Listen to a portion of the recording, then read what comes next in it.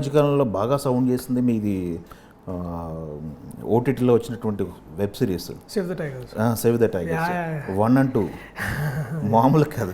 But దర్శిని ఊహించుకొని అట్లాంటివి మళ్ళీ రాసుకునే అవకాశం ఉండొచ్చా జీవితంలో మళ్ళీ ఇంకా వెబ్ సిరీస్లు కానీ లేకపోతే? నేను యాక్చువల్లీ నాకు మొన్న ఇంకొక ఎంక్వైరీ వచ్చింది వెబ్ సిరీస్ కోసం. I'm thinking about it. చూడాలి, బాగుంటే చేస్తాను. ఇంకంటే I need more time to take decision about it. కానీ తప్పకుండా ఇంట్రెస్టింగ్ కాంటెంట్ ఉంటే చేయాలి. అరే హాలీవుడ్లోనే పెద్ద పెద్ద స్టార్ చేస్తున్నారు. Because web is it's other platform. దానికి తగ్గట్టు ఆ రెస్పెక్ట్ ఇచ్చి అట్లా ట్రీట్ చేయాలి. ఇప్పుడు మళ్ళీ కోర్టు కూడా it is got a second life. It's only because of OTT. మల్లేశంకి కూడా నాకు కొత్త లైఫ్ ఎందుకు వచ్చిందంటే నెట్ఫ్లిక్స్ వాళ్ళు తీసుకున్నారు కాబట్టి ఆ సినిమాకి అంత పేరు వచ్చింది. అండ్ అది నేను క్లియర్గా ఒప్పుకుంటా. బికాజ్ ఇవాళ there is another big market vertical that is called the OTT market. And దానికి నేను ఈక్వల్లీ ఇంపార్టెన్స్ ఇస్తాను. ఓకే, అయితే ఇక్కడ కొన్ని లాజిక్లు ఉన్నాయండి. మనకి ఓటీటీ బిజినెస్ ఉంది, శాటిలైట్ ఉంది, థియేటర్లు ఉంది. ఈ రకాలుగా బిజినెస్లు అవుతున్నాయి, ఇన్ని రకాలుగా అవుతున్నాయి. సో మాకు షేర్ కావాలని చెప్పి చాలామంది స్టార్స్ అడుగుతున్నారు అని చెప్పేసి ఒక టాపిక్ నడుస్తుంది. మీరు ఇలా షేర్ బేస్ మీద వెళ్తున్నారా, మీకు రెమ్యునరేషన్ బేస్ మీద వెళ్తుందా? రెమ్యునరేషన్. ఓకే, నేను చెప్పాల్సిన అవసరం మీరు ఎక్కడ అడిగినా చెప్తారు. అది మీకు ఏముంది, ట్రేడ్లో ఒక ఫోన్ వేసి మీకు చెప్తారు. ఆఫ్ కోర్స్, అంటే సినిమాకి మారుతూ ఉంటుంది కదా.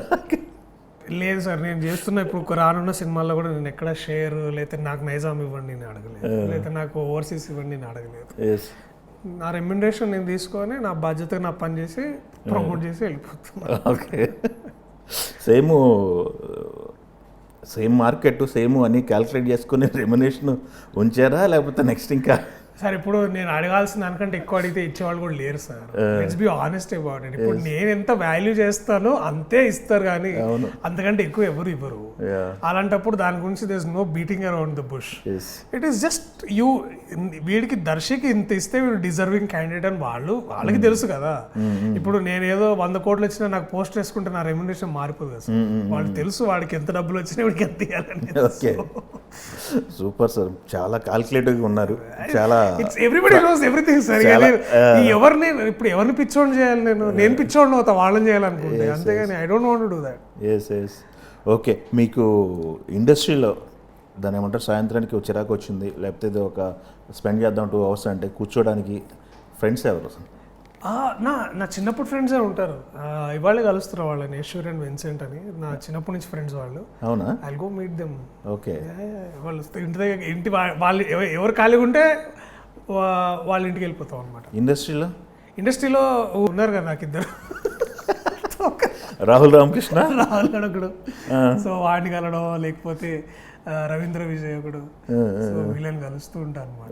Okay, super sir. అయితే కమింగ్ టు సినిమా విషయానికి వచ్చినట్టయితే, ఈ సినిమాలో మ్యూజిక్ కూడా కొన్ని పాటలు ఇప్పటి వరకు ఇంకా చార్ట్ బాస్టర్ లాగా వెళ్తూనే ఉన్నాయి. ఇంకా థియేటర్కి జనాలను రప్పించడానికి మ్యూజిక్ గురించి చెప్పమంటే ఏం చెప్తారు మీరు? వివేక్ ఈజ్ ఎ జీనియస్ నా ఉద్దేశంలో. అండ్ నా కెరీర్లో హైయెస్ట్ కొలాబరేట్ అయిన ఏకైక మ్యూజిక్ డైరెక్టర్ వివేక్. ఎందుకు అంటే నెంబర్ ఆఫ్ మూవీస్. ఎందుకు అంటే మనోడు మ్యూజిషియన్ అండి. హీఈస్ సినిమాకి తగ్గట్టు, కథకు తగ్గట్టు అతను వర్క్ చేస్తుంటాడు. అంటే చాలా వెరైటీ చేశాడు. మీరు ఒక ఫలక్నామా దాస్ చూడొచ్చు, ఒక 35 చూడొచ్చు, ఇప్పుడు సారంగపాణి చూడొచ్చు. 35లో మీ క్యారెక్టర్.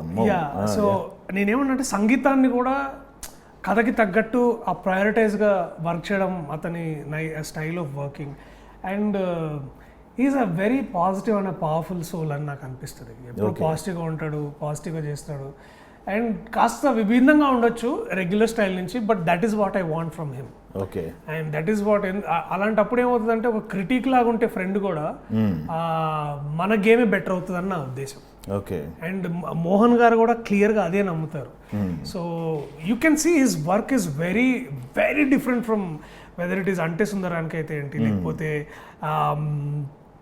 బ్రోచేవారు ఎవరు అయితే ఏ సినిమాకి తేడా లేకుండా ఉండేంటి మ్యూజిక్ సమ్మోహనం అయితే ఏంటి.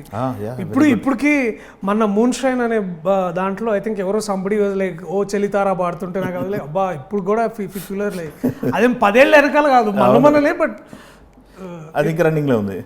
సో అండ్ మన వచ్చిన నీలి మేఘములు అనే పాటలో ఎంతమంది రీల్స్ చేస్తున్నారు, అది ఇప్పుడు కూడా ఆ పాట ప్లే అవుతున్నారు. So that's what I'm saying, Rahman is the ఆ ఫ్యూజన్ కూడా భలే తీసుకొస్తాడు. అది నాకు చాలా ఇష్టం వివేక్ తోటి. ఈ సినిమాకి పబ్లిసిటీ కూడా డిఫరెంట్ ప్లాన్ చేసినట్టున్నారు, ఏదో పచ్చళ్ళు కొట్టి పెడతారన్నారు మొన్న ఏదో ట్రెండింగ్ విషయంలో ఏదో అదే సార్ సినిమా నమ్ముకోవడానికి 1000 పాటలు ఏం చెప్పమంటారు. కానీ బాగుంది, రీచ్ ఉంది కదా. అదే ఏదో రీచ్ కోసమే sir, all this is for reach. Yes, very good sir. Mohan గారి పైన అండ్ ప్రొడ్యూసర్ గారి పైన 1 కంప్లైంట్ చెప్పమంటే ఏం చెప్తారు సార్ మీరు? కంప్లైంటా సార్?